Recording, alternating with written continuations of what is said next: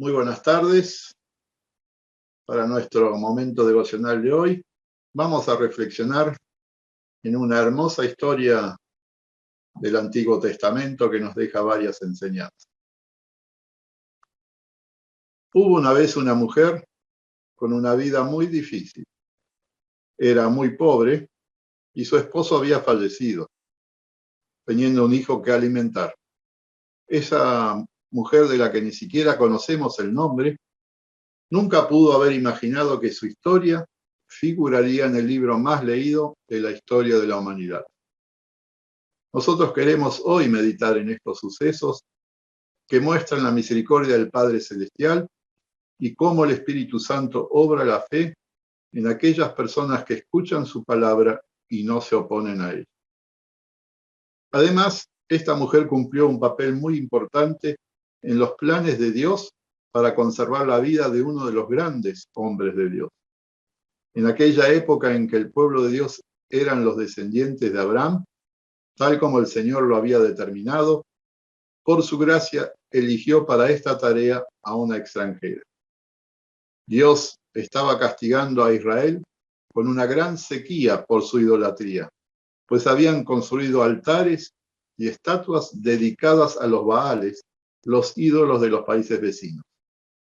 Enojado por este castigo, el rey Acab pretendía tomarse revancha con el profeta Elías, quien era el mensajero del Padre Celestial, que constantemente le reclamaba al rey que cambie su conducta pecaminosa.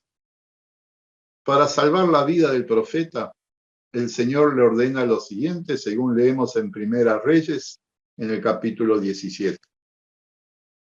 Sal de aquí hacia el oriente y escóndete en el arroyo de Querit, al este del Jordán. Beberás agua del arroyo, y yo le ordenaré a los cuervos que te den de comer allí. Así que Elías se fue al arroyo de Querit, al este del Jordán, y allí permaneció, conforme a la palabra del Señor. Por la mañana y por la tarde, los cuervos le llevaban pan y carne, y bebía agua del arroyo. Algún tiempo después, se secó el arroyo porque no había llovido en el país. Elías ya no podía seguir permaneciendo en ese lugar, pues no podría sobrevivir sin agua para beber. Dios entonces le ordena que vaya a una ciudad de Fenicia, donde conocerá a la protagonista de esta historia. Así lo leemos en los versículos siguientes. Entonces la palabra del Señor vino a él y le dio este mensaje. Ve ahora a Sarepta de Sidón y permanece allí. A una viuda de ese lugar le he ordenado darte de comer. Así que Elías se fue a Sarepta. Al llegar a la puerta de la ciudad, encontró a una viuda que recogía leña. La llamó y le dijo, por favor, tráeme una vasija con un poco de agua para beber. Mientras ella iba por el agua, él volvió a llamarla y le pidió, tráeme también, por favor, un pedazo de pan. Tan cierto como que vive el Señor tu Dios, respondió ella, no me queda ni un pedazo de pan. Solo tengo un puñado de harina en la tinaja y un poco de aceite en el jarro. Precisamente estaba recogiendo unos leños para llevármelos a casa y hacer una comida para mi hijo y para mí. Será nuestra última comida antes de morirnos de hambre. No temas, le dijo Elías, vuelve a casa y haz lo que pensabas hacer, pero antes prepárame un panecillo con lo que tienes y tráemelo, luego haz algo para ti y para tu hijo. Porque así dice el Señor Dios de Israel, no se agotará la harina de la tinaja, ni se acabará el aceite del jarro, hasta el día en que el Señor haga llover sobre la tierra. Ella fue e hizo lo que le había dicho Elías, de modo que cada día hubo comida para ella y su hijo, como también para Elías. Y tal como la palabra del Señor lo había anunciado por medio de Elías, no se agotó la harina de la tinaja, ni se acabó el aceite del jarro. Con este milagro de la harina y el aceite que no se agotaban, el Padre Celestial mantuvo con vida al profeta, a la mujer y a su hijo. Ella mostró su bondad sirviéndole agua a este extranjero sediento, demostrando que era una persona solidaria y compasiva. Al pedirle un trozo de pan, ella confiesa su extrema pobreza. Las viudas sin hermanos o hijos adultos que las mantuvieran, dependían de la ayuda de los vecinos para alimentarse, pues no existían empleos ni trabajos para ellas. Es evidente que Elías se había presentado como profeta del Dios de Israel, porque ella presenta a ese Dios como testigo de su pobreza diciendo: tan cierto como que vive el Señor tu Dios. De la misma manera que los israelitas conocían los dioses de los fenicios, estos sabían que en Israel adoraban a Jehová. Elías le debe haber hablado con profunda convicción, lo que hizo posible que el Espíritu Santo obrase la fe en ella.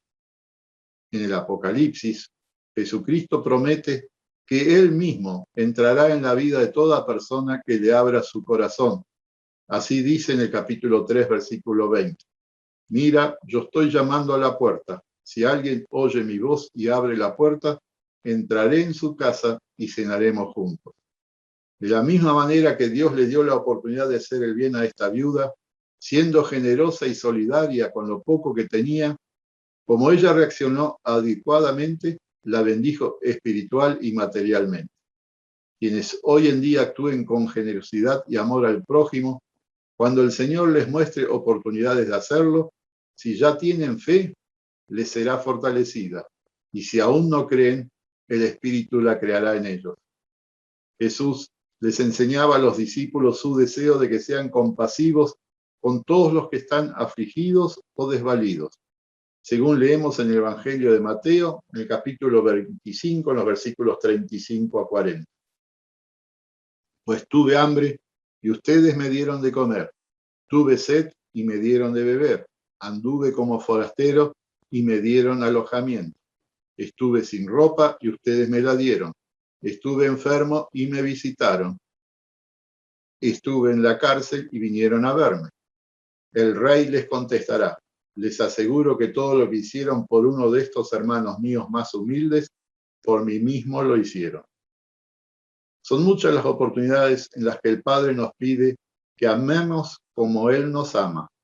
Por ejemplo, en Proverbios dice: no niegues un favor a quien te lo pida, si en tu mano está el otorgarlo. Y en Gálatas leemos: no nos cansemos de hacer el bien, porque a su debido tiempo cosecharemos si no nos damos por vencidos. También en la carta a los Hebreos podemos leer: no se olviden de hacer el bien y de compartir con otros lo que tienen, porque estos son los sacrificios que agradan a Dios. Y en la carta de 1 Timoteo dice: mándales que hagan el bien, que sean ricos en buenas obras y generosos, dispuestos a compartir lo que tienen. De este modo atesorarán para sí un seguro caudal para el futuro y obtendrán la vida eterna. Estimado oyente, en estos pasajes encontramos el pedido de hacer el bien, acompañado por la enseñanza de que esa es la ofrenda y el sacrificio que Dios acepta con agrado, y la promesa de que su mano estará bendiciéndonos aquí en la tierra y fortaleciendo nuestra fe para continuar fieles hasta recibir la vida eterna. Aquella mujer que fue solidaria con Elías recibió otro gran regalo. Pasado un tiempo, su hijo falleció. El benigno Señor tuvo misericordia y le devolvió la vida al muchacho, milagro que fortaleció más aún su fe, por lo que ella exclamó: ahora sé que eres un hombre de Dios y que lo que sale de tu boca es realmente la palabra del Señor.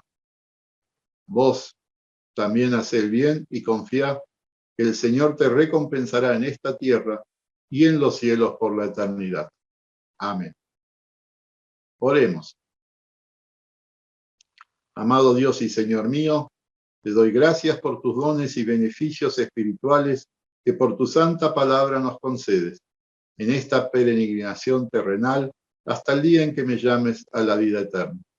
Te doy gracias por el perdón de mis pecados que me ofreces y por el consuelo y la paz que encuentro en las Escrituras. Guárdame de la ingratitud y hazme abundar en buenas obras.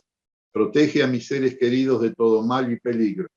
Concede salud a los enfermos y fortalécelos en su confianza en tu misericordia. Bendice la predicación de tu palabra y enséñame a ser un testigo fiel de la salvación que ofreces a todas las personas. Acepta, oh Dios, estas acciones de gracias y estas súplicas por Jesucristo tu Hijo, que vive y reina contigo y con el Espíritu Santo, siempre un solo Dios, por los siglos de los siglos. Amén. Que el Señor los bendiga muy ricamente. Muchas gracias.